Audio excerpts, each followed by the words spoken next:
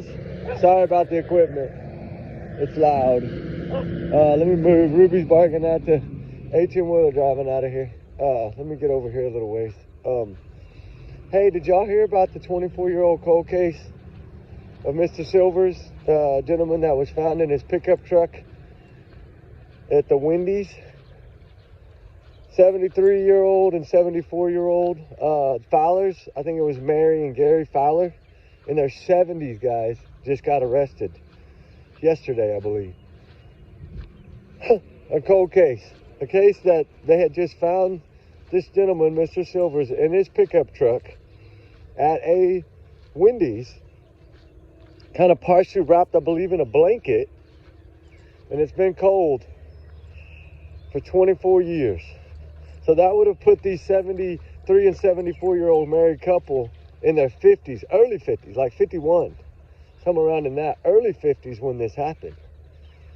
So now what's going to come about this? See, that's what I say, you know, sometimes these cold cases get solved, and it's just truly amazing because after 24 years, you don't think anybody would be looking into it, right? You think it would be grabbed every now and then, maybe once a year, once every couple of years, knock the dust off of it and look at it, but wow, right? Just think about, this was just a random act of, they got a call, a suspicious call from one of the people inside the Wendy's there that said, hey, this truck has been suspicious, it's probably kind of sitting there. So then, of course, they came and checked it out, and lo and behold, there was a man in there, Mr. Silvers. Which I think at the time he was, I think in his 20s. They haven't even posted a photo of him yet. Just a couple that was arrested. I have their photo. Hold on, let me see. I think I have my other phone with me. Hold on. I hope I do, because I wanted to show y'all. This is insane. You're talking, they're in their 70s, late 70s. Well, not late, but 73, 74. That's pretty up there in age, considering they got away with it for this long, right? Let me see. Here they are, right here. Look at these two. 24-year-old case. 24-year-old case, guys. Cold case arrest. Chatsworth couple charged in Georgia man's 2001 unalivened. I think I got a little clip of it. Hold on. I forgot. I think I do have a little clip. Let me see. It wasn't very long, though. But hold on. Let me see if this is... Wait, maybe I don't have it. I thought I had a little clip. Oh, maybe this is it. Hold on. An old Georgia couple in their 70s is now facing charges in a 24-year-old murder case. The GBI arrested Gary and Mary Fowler of Chatsworth. They're accused of killing Travis Silvers in 2001. His body was found in his truck in a Wendy's parking lot in Adairsville. Isn't that crazy? I mean, if you think about that, look at them. They look kind of like they could have done something like that, right? That's just kind of how they look to me. But that has been an awful long time ago. 2001, guys. Let me see if I... All right, it says a husband and a wife in their 70s from Chatsworth are now behind bars, charged with 2001 unalivened of a man whose body was found in a Wendy's parking lot. Authorities booked 74-year-old Gary Fowler and 73-year-old Mary Fowler last Friday. It's not telling me anything else other than that yet. Says on April 11th, the Georgia Bureau investigation, along with the Bartow County Detective Unit, the DTF and SWAT Unit, and the Murray County Sheriff's Office arrested them. They have been charged with the unaliving of Silvers. He was found in his truck on March 10th, 2001, in a Wendy's parking lot in Andersville. It was wrapped in a comforter, laying on the passenger side of a 1978 Ford pickup. Okay, so in 2001, this man had an older classic pickup truck, a 1978, right? See, that's the thing. I have a 76 that I've been restoring for years, and it's kind of like my little hobby when I completely, which not very often, but completely have like a weekend where I don't have anything at all to do, right? That's usually when I work on it. Because I just upholstered, I just did all the seats. I do all that myself. It just takes time, but I do it myself. But, you know, think about this, you know, after 2001, March 10th, finally there's going to be justice. That's what I'm saying. You never know how long these cases are going to take, guys. It's crazy when we think about Summer Wells being 5 years. Can you imagine 21 or 24 years? The amount of weight of that, 24 years? That's truly crazy, guys. I'm just wondering what led them to this particular couple. You know, when you find a vehicle, like back in 2001, technology wasn't as good as it is now, but you didn't have all the cell phone stuff as like you have it now, right? We didn't have all that extra tools that they can analyze and use. But supposedly, from what I was able to gather from trying to find the cold case file, which seems to be not out there right now, and it may be because of the arrest, maybe that's why it's not available, but the cold case, the some write-up on it that I'd found in a little clipping back in 2002, I think it was, said that they believe that Silver's vehicle was driven there by a suspect and parked at that Wendy's. So I don't know, maybe if it was old camera footage that they've finally been able to maybe get it clear enough to, you know, we don't know, right? We don't even know if Wendy's had a camera in 2001. I'm sure they probably did. Because, you know, 90s and 80s is when kind of the old-timey security cameras really got popular. And by 2000, there were pretty much a lot of places, right? 2001, that's a long time ago, 24 years ago. March 10th, and it was on April 11th. So you're talking 24 years, a month and a day, right? That it took to get these people behind bars. They pretty much lived all their retirement years so far, plus all their 50s, all the years of their 50s. At 51, they were young still. So at 51, you know, 24 years of getting away with something is a long time. But I don't know, and I don't know what caught them. I don't know if these are somebody that ratted on themselves. Maybe they couldn't live with it anymore. I don't know. Did they slip up and tell someone a long time ago, and then them just happen to ask the right person if they knew anything about it, and I remember my neighbor, or I remember so-and-so talk. You know, I don't know yet how it's all going to come out, but I know it's breaking. They posted it yesterday evening. It looks to me like it's happened a couple of days ago, but yet it was posted on the 15th, which was yesterday, which was the final day for income tax, guys. Hope y'all got y'all's taxes in. You know, the final deadline to do them. And I always do mine early, like in January. Like as soon as I get my paperwork I need, then I just do it, right? Get it over with. But I always mail mine in. A lot of people do them on computers and things, but I've just been old-fashioned. I just mail my taxes in every year. I just fill out the forms and mail them in, right? To me, that's the easy way. That's how I've always done it, so it makes it easy for me, but everybody's different. Technology is so good now that you can just do it on a computer, and when you don't get money back, it's better to mail them, right? Takes a little longer. You know what I mean? But anyway, guys, I wanted to bring that news to y'all this morning to give y'all a little update on that you know, that cold case. It's always interesting to me because y'all know me. I've always done cold cases, and I don't cover enough of them here. I need to get into that again. I was doing a lot of them when I first started the channel.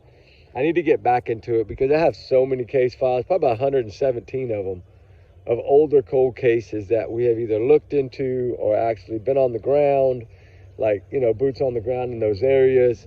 So I do need to start talking about them more because it always has given me a sense of how a detective that's never been on that probably wasn't even a detective at the time of this homicide, can grab a folder and see something that nobody else saw and figure it out. That's what's amazing to me. You know, it shows us that certain people just have an eye for these things. Certain people are born with a gift, right? To look at these cases and just put them together. And it's like a puzzle, right? It is. And we think about it, and, you know, of course, Sebastian Rogers, Summer Wells, the newer cases is how we usually think about these tools. But if they can take that case at 24 plus years and solve it, they ought to be able to figure out Summer Wells, Sebastian Rogers, all these other cases, right? Nikki McCann, which I think the Nikki McCann case, I did a little read up on that because I had to come in about 4 this morning, my last day, and I had to come in a little early because I'm excited when to get done and get out, right? But, you know, we have to have meetings and all that stuff. So while I'm taking my break this morning, I figured I would, because I've been here since most of y'all probably been sleeping. But, you know, there's just so many things out there. There's so many tools available. That's why I'm kind of shocked in 2025 that, you know, even in 2024, that these cases weren't solved right away. That lets us know one thing. Sebastian, most likely, in my opinion, of course, these are all my opinions, my thoughts. Everyone's innocent until proven guilty in the court of law, but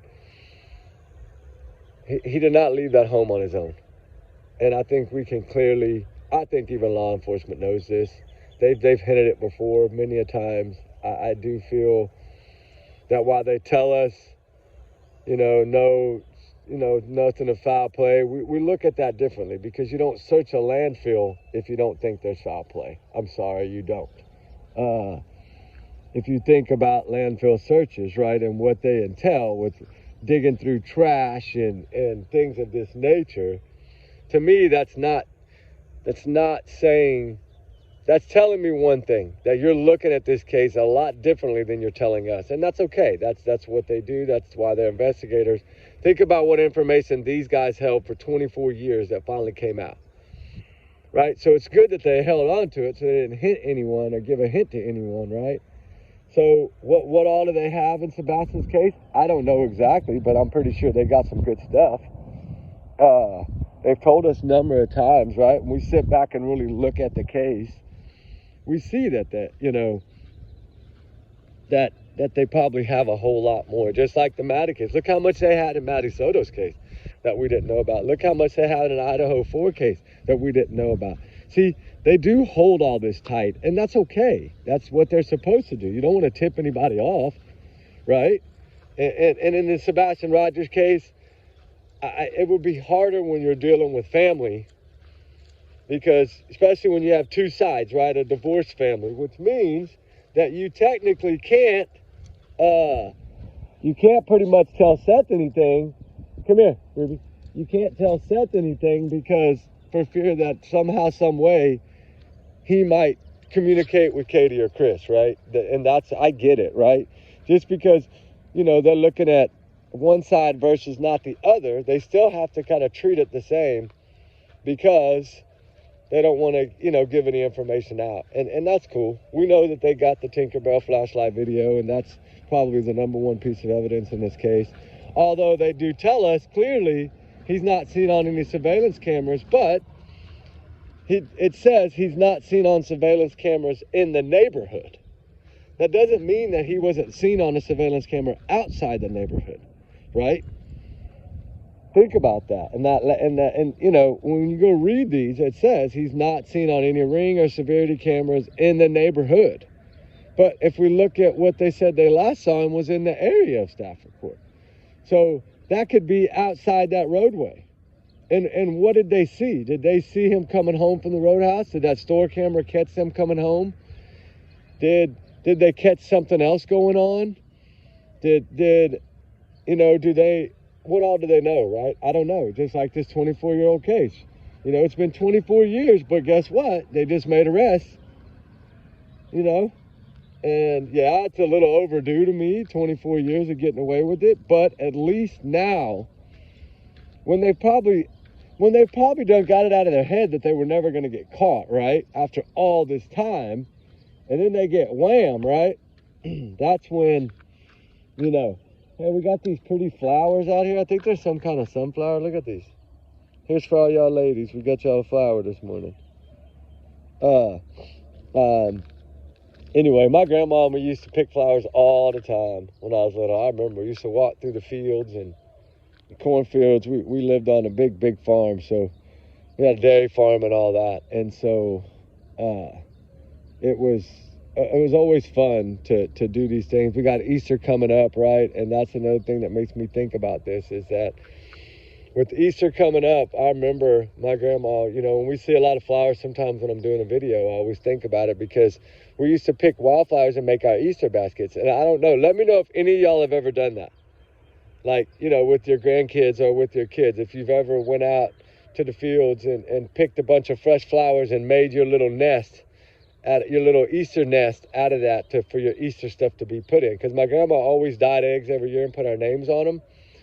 And she would write our names on them in a crayon and then dye the egg to where, of course, the wax on the egg would not let the dye soak in. So you would have your name in white letters and the rest of the egg would be dyed. And so I have all of those eggs. They're completely hollowed and dried out now. I keep them in a little glass box because my grandma made them for me every year until she passed away in 2003. And, it was tough. It was tough because my grandma raised me. So raised me pretty much the majority of my life. And my young adult life, right, I can say, I was with my grandma and grandpa a lot. And not because it wasn't like I wanted to be. I was at home, but every weekend I would be there working on the farm with my grandpa, right? And every summer when I wasn't in school, if I wasn't working to make money for school clothes, I would be at my grandma's, working on the farm. They had chicken houses, they had a dairy farm, they had a lot of work. And so I grew up that way. And I grew up, of course, on a farm. And and now it's so weird to sit back and think now, right? Like I'm kind of doing the same things that I did when I was younger, right? Like kind of like off the grid living, not off the grid, but y'all know what I'm saying. Now we got solar panels and we got nice technology now, of course, but it is like I like chickens and animals and goats and cows and if you do all those kind of things, I don't know, it's just always been something to me. I know I shouldn't be talking about myself so much, but I just thought I'd, bring that up this morning. I saw those flowers and thought about Easter and was thinking about it because the Easter bunny is on its way. So if you get $5 and a couple of eggs, you're good, right? That's what I always said. $5, man, I could go to the store on $5. You remember when it used to be, you get like a 99-cent pack and it was like $1.03 with tax, and you could get like, 4 things for $5 back then. Now you can get one thing for $5. But it is what it is. Anyway, I'm so glad they solved this case. I just want to take a minute to chat with y'all. We're headed back to the rig now, but y'all be good, be safe. Remember, allegedly, these are just my opinions, guys. Everyone's innocent until proven guilty. Allegedly, these are my thoughts. And y'all's comments, y'all's alone, not your sex channel. We do our research together. We're our big heart little family. Trigger warnings always. But at least Mr. Silvers looks like he's going to get some justice and closure. As soon as I can find out a little bit more about this case, I'll definitely let y'all know. But today's the last day, guys. We're going to be off. We're going to be able to do a lot of videos again. And some searching. Oh, man. We're packed and ready to go. We got to go search for Sebastian Rogers and some other cases as well. So, y'all guys be good, be safe. We're going to stop in that thicket and search for Suzanne Simpson for one day. And then we're going to head on down to, not Memphis, but, in between those areas and Gallatin area and the Smoky Mountains, and we got a few things that we've been able to figure out where properties are, and we want to go drone a little bit. So y'all have a wonderful day, guys. We love y'all. We'll talk soon. All right, be safe. All right, bye.